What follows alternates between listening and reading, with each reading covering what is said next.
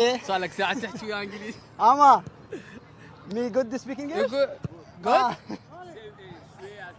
50 ها نعرف ايش كم كلمه نمشيين عليه. احكي وياه على مو شغله اللعب همين يحكي وهاي. يقول لي ما عندي مشكله ان كان العب او ما العب. قلت له ان شاء الله تجيك الفرصه مثل ما اجت لغيرك. بس بالانجليزي حكيت فيه. إيه يعني ما يلا شلون؟ ها شلون بالانجليزي؟ نو بروبلم إيه. يو نو بلاي نو بروبلم يعني هي بس هاي. بلاي نو بروبلم. والله من البصرة؟ لا انا ناصريه. هذا يجوز تجيك عقود مال ترجمة.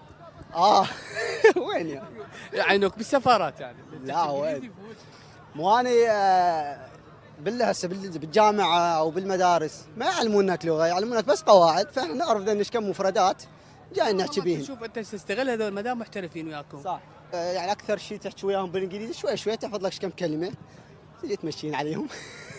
نريد باللقاء الجاي ان شاء الله نو سبيك عربي. والله just speak speak English yes of course